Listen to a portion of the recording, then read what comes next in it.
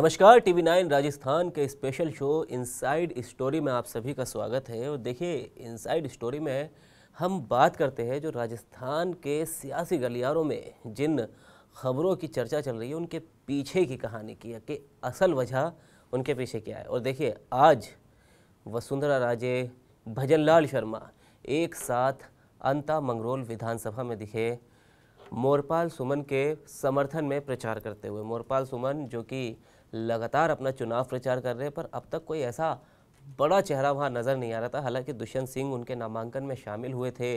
वसुंधरा राजे अब तक दिखाई नहीं दे रही थी, ना ही पूरी तरह से एक्टिव नज़र आ रही थी। कई बार ये भी खबरें बनी कि वसुंधरा राजे आखिर एक्टिव क्यों नहीं है, क्या उनकी पसंद का उम्मीदवार अंता से नहीं बीजेपी ने किया है। जबकि आपको याद होगा, देखिए, हम आपको पहले भी इनसाइड स्टोरी और टीवी 9 राजस्थान पर कई बार ये खबरें बता चुके हैं कि जब क्योंकि ये वसुंधरा राजे का गढ़ है। देखिए, अंता जो है वो 12 जिले की एक विधानसभा और ये वसुंधरा राजे की कर्मभूमि है। तो वसुंधरा राजे को यहाँ लेना मजबूरी या ज़रूरी, आप कुछ भी कह सकते हैं और समझ सकते हैं, क्योंकि वसुंधरा राजे के बिना यहाँ जीतना बीजेपी का लगभग बहुत ज़्यादा मुश्किल है।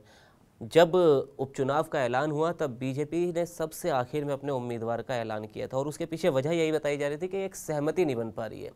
मदन राठौड़ पहले खुद भागे भागे गए वसुंधरा राजे के घर, उसके बाद मुख्यमंत्री भजनलाल शर्मा के साथ फिर मदन राठौड़ अगले ही दिन पूर्व मुख्यमंत्री वसुंधरा राजे के घर गए और उसके 2 दिन के बाद जब मोरपाल सुमन के नाम का बीजेपी की तरफ से ऐलान किया गया अंत उपचुनाव के लिए, और तब से लेके अब तक वसुंधरा राजे को लेकर यही सवाल उठ रहे थे कि वो पूरी तरह से एक्टिव नहीं है। और अब देखिए, आज जब 6 तारीख आ चुकी है और 11 नवंबर को मतदान होना है और 9 को ही प्रचार प्रसार रुक जाएगा, फिर डोर टू डोर कैंपेन कर सकते हैं। तो अब मान के चलिए कि 3 दिन पहले वसुंधरा राजे अंता में आ चुकी है और कहा यह भी जा रहा है कि पीछे से बीजेपी के कई नेता भी अब एक्टिव हो चुके हैं।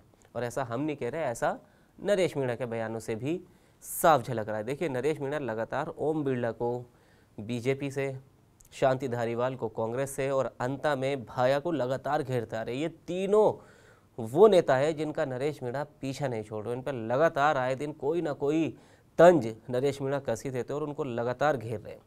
अब ओम बिरला को लेकर उन्होंने बीते दिनों हनुमान बेनीवाल को भी घेरा था। हनुमान बेनीवाल पर भी उन्होंने उन पर निशाना साधा था जब वो नहीं आ रहे थे। तो ओम बिरला को लेकर कहा जा रहा था कि ओम बिरला ने पीछे से सेटिंग कर ली है, इसीलिए हनुमान बेनीवाल नहीं आ रहे, और अगर वो मर्द है तो आएंगे, नहीं तो मैं समझूंगा कि ओम बिरला ने उनको मना कर दिया और उनकी सेटिंग हो गई है। अब नरेश मीणा ने, ये तो पुराना बयान था, पर अब नया बयान जो नरेश मीणा ने दिया है वो ओम बिरला को लेकर ये दिया है कि खुलकर सामने आकर वो लड़े, पीछे से ना लड़े।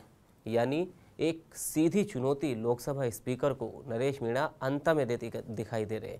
इसी वजह से, क्योंकि कहीं ना कहीं ये भी कहा जा रहा है कि नरेश मीणा अपना प्रचार बड़ी मजबूती से और बड़े सधे हुए अंदाज में करते हुए आगे बढ़ रहे, क्योंकि जिस तरह से उन्होंने पहले हनुमान बेनीवाल से अपना समर्थन मांगा, उनको बुलाने की मांग की, लेकिन हनुमान बेनीवाल तब तक नहीं आए और उनकी तरफ से शायद कोई प्रतिक्रिया नहीं मिली, शायद फ़ोन कॉल्स पर बात भी होना बंद हो गई थी बेनीवाल से। तब उन्होंने वो मर्द और नामर्द वाला बयान दिया था, जिसके बाद अब पॉजिटिव चीज़ें भी देखने को मिली है। हनुमान बेनीवाल भी उनके साथ आ गए और हो सकता है कि कल ही, देखिए, हमने आपको जो इनसाइड स्टोरी हमने कल भी किया था उसमें भी हमने आपको यही बताया था कि कल यानी 7 नवंबर को हनुमान बेनीवाल अंता में नरेश मीणा के प्रचार के लिए आ सकते हैं। ये लगभग पक्का हो चुका है। अब आएंगे नहीं आएंगे वो तो कल क्लियर हो जाएगा, लेकिन बेनीवाल का साथ नरेश मीणा को मिल गया। और जब बेनीवाल का साथ नहीं मिल रहा था तो उन्होंने आम आदमी पार्टी से समर्थन मांगा था, आम आदमी पार्टी का भी साथ मिल गया। हमने आज भी आपको स्टोरी टीवी 9 राजस्थान पर दिखाई कि किस तरह आम आदमी पार्टी ज़मीनी स्तर पर नरेश मीणा के लिए प्रचार कर रही है और वहाँ मौजूद भी नहीं है नरेश मीणा। आम आदमी पार्टी इतना सधे हुए अंदाज में प्रचार कर रही है नरेश मीणा के लिए कि उन्हें नरेश मीणा की भी ज़रूरत नहीं है। वो नरेश मीणा के लिए बगैर नरेश मीणा के ही निकल पड़े हैं और मंगरोल की सब्जी मंडी में जमकर उनके नारेबाजी कर रहे हैं और उनको जिताने के लिए लगातार लोगों से अपील उनकी वोट के लिए कर रहे हैं। तो जिस तरह नरेश मीणा धीरे धीरे मजबूत होते हुए अंता में दिखाई दे रहे, उसी को देखते हुए अब बीजेपी ने भी अपनी पूरी कमर कस ली और आज खुद मुख्यमंत्री भजनलाल शर्मा और पूर्व मुख्यमंत्री वसुंधरा राजे एक ही गाड़ी पर बैठे हुए दिखाई दिए। और जब उन्होंने अपना पूरा रोड शो किया और एक बड़ी तादाद में भीड़ भी उनको देखने के लिए आई, अब इसका कितना असर नरेश मीणा को नुकसान और भाया के नुकसान में देखने को मिलेगा और कितना फ़ायदा मोरपाल सुमन को होगा, ये तो आगे पता ही चल जाएगा। अब ज़्यादा दिन बचे नहीं हैं, 14 नवंबर को नतीजे घोषित भी हो जाएंगे।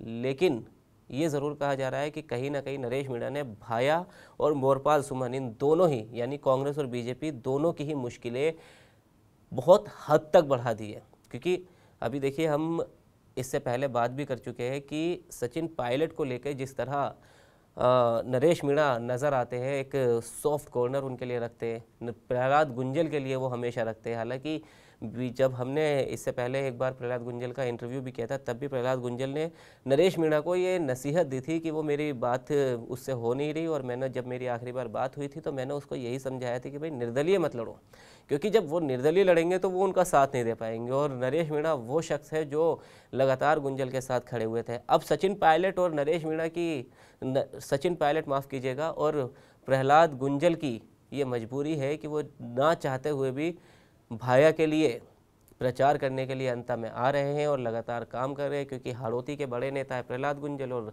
राजस्थान और देश के बड़े नेता है सचिन पायलट, और एक बड़ी तादाद में इनके समर्थक हैं। तो वो लगातार भाया के लिए चुनाव कर रहे हैं। बीते रोज़ सचिन पायलट भी अंत आए थे और प्रहलाद गुंजल भी लगातार उनके लिए प्रचार कर रहे हैं। लेकिन वो कहीं ना कहीं ये कहते हुए भी दिखाई दे रहे कि देखिए कि एक मतलब उनके बयान से ये प्रतीत हो रहा है कि वो दिल से भाया के लिए समर्थन नहीं कर रहे, बल्कि ये उनकी मजबूरी या जिम्मेदारी है पार्टी की तरफ से, क्योंकि पार्टी ने उनको खड़ा किया, इसीलिए उन्हें साथ देना पड़ रहा है। अब दूसरी तरफ बीजेपी भी पूरी तरह से मजबूत अब दिखाई देने लगी। एक तरफ तो वसुंधरा राजे, भजनलाल शर्मा जिस तरह प्रचार करने आज अंता में नजर आए, दूसरी तरफ चाहे ओम बिरला हो या मदन राठौड़ हो, अपनी पूरा उन्होंने जोर लगा रखा है कि किसी भी तरह ये सीट बीजेपी को जीतनी है। क्योंकि देखिए, अगर बीजेपी ये सीट जीत जाती है तो भजनलाल शर्मा सरकार की आगे की राह काफ़ी आसान हो जाएगी, क्योंकि परसेप्शन एक उन्हें बनाने में मदद मिलेगी। और 28 का ये कहा जा रहा है कि 28 का कहीं ना कहीं ये सेमीफाइनल के रूप में देखा जा रहा है। इससे पहले भी उपचुनाव हुए, पर उस पर इतना जोर कांग्रेस की तरफ से नहीं लगाया जा रहा था जितना इस बार लगाया जा रहा है। हालांकि बीजेपी ने तब भी पूरा जोर लगाया था, क्योंकि सरकार बनने के बाद वो पहला उपचुनाव राजस्थान में था और अब ये दूसरा उपचुनाव है, लेकिन ये नाक की लड़ाई बन गया है बीजेपी और कांग्रेस दोनों के लिए। अब अगर बीजेपी यहाँ हार जाती है तो कांग्रेस को एक बड़ा मौका मिल जाएगा। कांग्रेस अगर जीत जाती है तो कांग्रेस को बड़ा मौका मिलेगा ही मिलेगा, लेकिन नरेश मीणा भी अगर जीत जाते हैं तो भी कांग्रेस को मौका मिल जाएगा लगातार भजनलाल शर्मा सरकार को घेरने का, कि उनकी नीतियों से लोग परेशान हैं। इसीलिए बीजेपी को अंत की जनता ने हरा दिया, और ये कहीं ना कहीं आगे एक लॉन्ग टर्म में एक बड़ा पर्सपेक्टिव बन सकता है। और कहीं ना कहीं दिमागों में ये आ सकता है कि हाँ, कहीं ना कहीं कुछ कमियां हैं। इसीलिए भजनलाल शर्मा हो, वसुंधरा राजे हो या बीजेपी के बाकी दिग्गज नेता हो, वो लगातार अब कोशिश करते हुए दिखाई दे रहे हैं। जो वसुंधरा राजे अब तक एक्टिव नहीं थी, वो भी पूरी तरह से एक्टिव अंत में अब हो गई है। हालांकि उनके बेटे दुष्यंत लगातार मोरपाल सुमन के लिए प्रचार करते हुए या उनके नामांकन में और उनके साथ बाद में भी दिखाई दिए थे, पर अब वसुंधरा राजे खुद आ गई है। और अब जब वसुंधरा राजे आ गई है तो देखिए, दो दिग्गज है राजस्थान की सियासत में, कांग्रेस में अशोक गहलोत और बीजेपी में वसुंधरा राजे। और अब जब वसुंधरा राजे खुद आ गई है तो सवाल अशोक गहलोत को लेकर उठने लगे कि जब वसुंधरा राजे ने जोर लगा दिया है तो अब अशोक गहलोत ना आए तो फिर कांग्रेस का जीतना लगभग नामुमकिन सा हो जाएगा। हालांकि अशोक गहलोत बिहार के चुनाव में व्यस्त है, इसीलिए अब तक यहाँ नहीं आ पाए, लेकिन जो दमखम भाया के नामांकन में कांग्रेस की एकजुटता और दमखम दिखाई दिया था, वो उसके बाद से कहीं ना कहीं गायब हो गया है। और उसी का फ़ायदा बीजेपी लगातार उठा भी रही है। बीजेपी ने उससे पहले मोर्चा भी खोल दिया है और एक साथ अपनी एकजुटता का संदेश दिया है कि कोई इधर उधर नहीं है, क्योंकि जिस तरह से नरेश मीणा के या कांग्रेसी नेताओं के बीजेपी पर वार पलटवार हो रहे थे, सचिन पायलट ने आकर भी निशाना साधा था कि उनमें अंदरूनी कलह है और एक साथ नहीं है, तो उस चीज़ को बीजेपी ने आज ये जवाब दे दिया है। अब बीजेपी इस प्रचार को और कितना आगे ले जाएगी, क्या आने वाले 2 से 3 दिन जो बाकी बचे हैं प्रचार के उसमें और भी बड़े नेता साथ में आ सकते हैं, मदन राठौड़ भी और बाकी नेता भी, डिप्टी सीएम दिया कुमारी, प्रेमचंद बैरवा, ये सब नेता भी आएंगे, क्या किरोड़ी लाल भी आएंगे? क्योंकि मीणा समाज एक बड़ा समाज है अंत में और वो बड़ा प्रभावशाली समाज है, वो जीत और हार को तय करने का बड़ा मादा रखता है। तो अभी तक तो किरोड़ी लाल मीणा भी नज़र नहीं आए, लेकिन क्या किरोड़ी लाल मीणा नज़र आएंगे, ये सब हम आपको बताते रहेंगे। और कांग्रेस कितनी एकजुटता दिखा पाएगी अंता के प्रचार में और उसका क्या रिजल्ट होगा, वो सब हम आपको बताते रहेंगे। तो फिलहाल आज की इनसाइड स्टोरी में इतना ही, एक बार फिर आपके सामने हाजिर होंगे। शुक्रिया।